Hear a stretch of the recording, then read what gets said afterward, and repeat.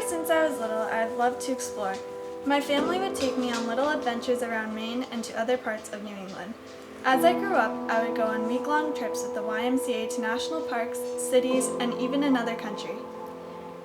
I realized that traveling made me feel whole. The more I traveled, the more I learned about myself and the world.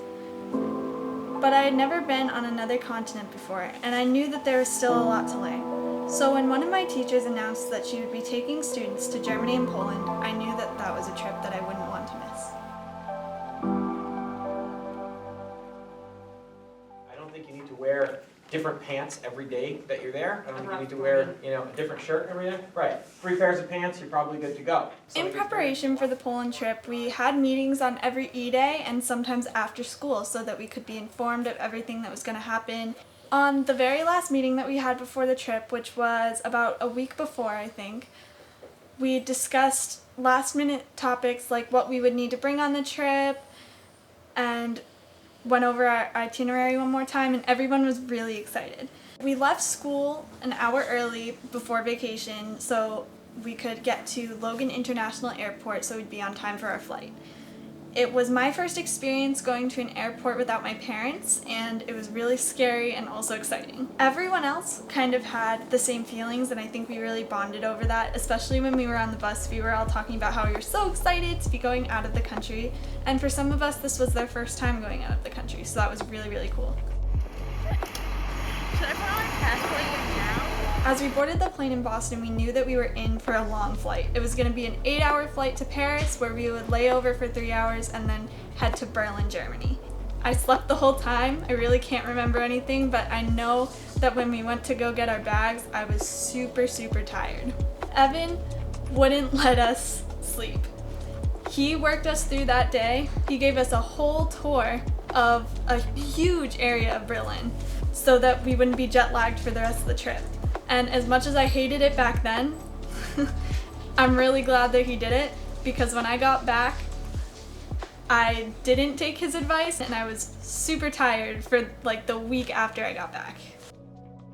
The first night in Berlin was super, super fun. Everybody was just having a great time and they were super happy, even though they were tired. I think we were all just really, really happy to be back on the ground and in Europe, where basically we had been talking about it for months and months and months, and we were finally there, and it was super, super exciting. On our second day, we got up at a decent time, which I was super thankful for because I was so tired, and then we went on a 4-hour bike tour around Germany. Our tour guide taught us all about East and West Germany and that time period of the Cold War and when Germany was split up. They forced the Germans to sign it, and basically made the Germans pay back a whole bunch of money to everyone else that was involved in the war.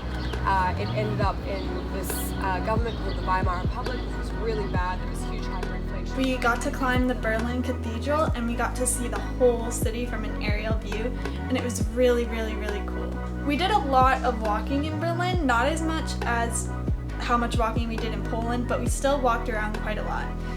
We went to the DDR Museum, which is all about life in East Germany during the Cold War era, and it was super, super interesting to learn about, because before I went on this trip, I really only knew that they were split up. I didn't know how culturally different they were, and I was really amazed by the differences between East and West.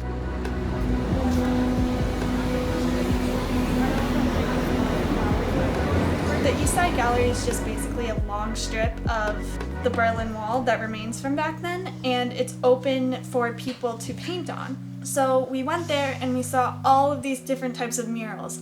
Some of them were just for fun, some of them were to express the artist's concerns about the political world or how humanity is kind of affecting the world right now, and it was really, really cool to see all of these different opinions and all of this different art and all of these different styles all on one wall right in front of you.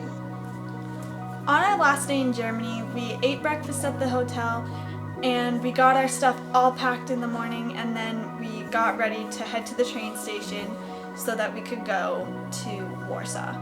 We got on the train and it was a 6-hour ride, So I got to kind of like recharge myself, and it really helped me through the rest of the trip. In Warsaw, we started to learn more about the Holocaust and more about the Warsaw Ghetto and other Holocaust-related events. In the Warsaw Ghetto, there was something called the Warsaw Ghetto Uprising, where basically all of the prisoners band together and created this underground army where they would fight back against the Nazis, and they held them off for quite a long time. There was also something called the Warsaw Uprising, where the entire city of Warsaw was under attack, and basically everybody in the city who still lived there and was still alive fought back against the Nazis. They have multiple memorials around the city, they have museums about it, and it's really, really important in their history. In Warsaw, it was also my first chance to try different kinds of food. So I went there and I tried pierogies for the first time. Pierogies are basically dumplings with different types of fillings. My favorite kind of filling was either mushroom and potato or spinach. I was really excited to be able to find some things that I could eat because I'm a vegetarian, and I was really expecting it to be more difficult to find things to eat than it actually was. So it was kind of a pleasant surprise.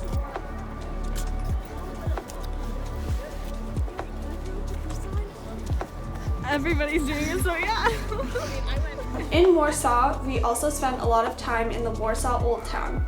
However, the Warsaw Old Town really isn't that old because back in World War II, the entire city of Warsaw was bombed and basically destroyed. So the people, when they were rebuilding it, decided that they would rebuild in an old town. So it looks like it was from the beginning of Poland. However, it was really just built around the World War II era.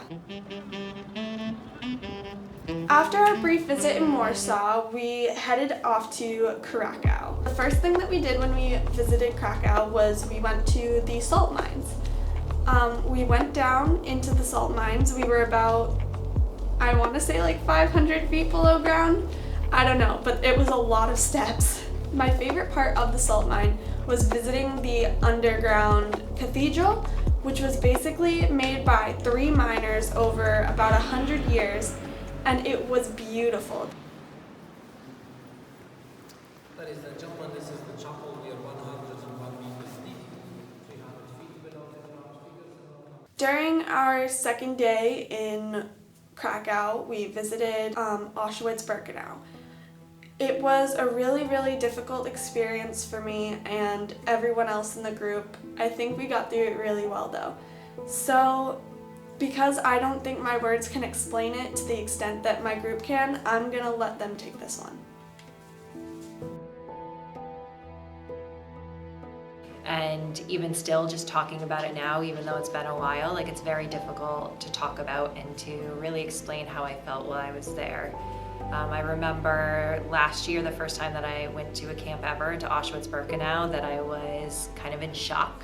I thought I was going to cry, but in reality, it was really hard to breathe. I kept rubbing my chest. I felt really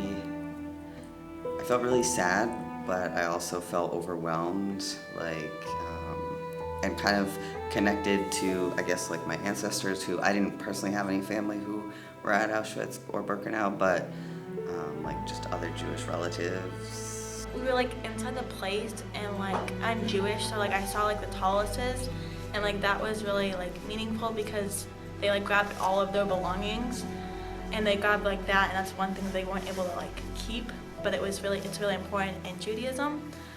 I was trying not to be emotional, and then Ms. Harble tried to talk, and I don't like talking when I'm crying.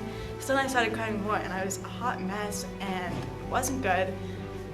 Things about going to Poland is that you're together for 10 days and you want to make sure that students don't leave heartbroken. So how do we come back together as a group, and how do we support each other?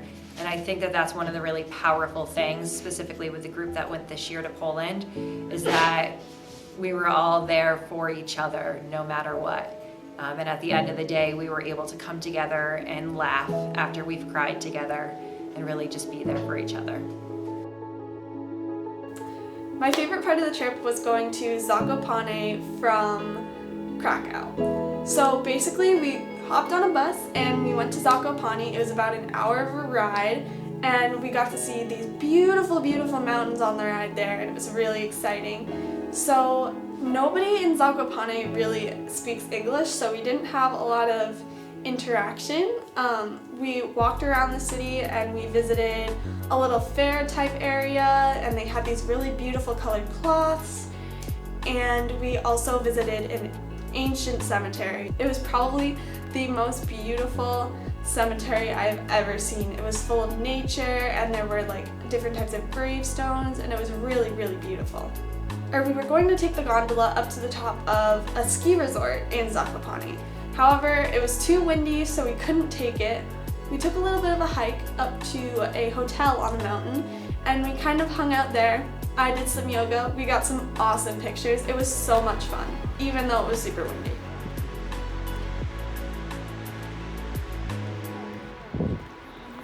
After Zakopane, we had our last day in Krakow. Basically, that day we spent the day walking around the city and kind of just exploring some things that we hadn't seen before.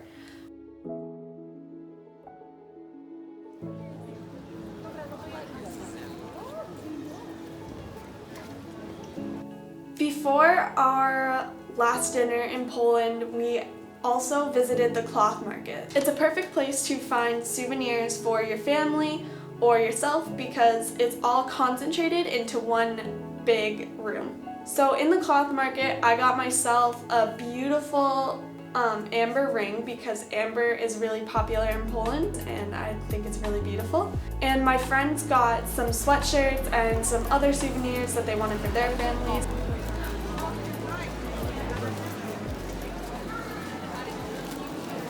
After going to the cloth market, we had our last dinner in Poland, which was really exciting, but also kind of sad because we had been there all for 10 days. We had gotten really close with each other, and so we went out for a fancy dinner.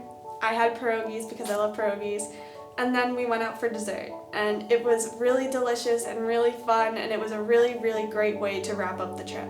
The Germany and Poland trip is a really amazing trip. Even though there are some really heavy topics that you need to cover, the trip will make up for it by giving you long-lasting friendships and new experiences and new knowledge about the world that you didn't know before. And I think that it's a trip that everyone should be able to go on in a lifetime. So if you're interested in going on the Germany and Poland trip, talk to Miss Harble because she is the one running it next year, I believe, and just let her know. I hope you guys have fun and are encouraged to go explore new things.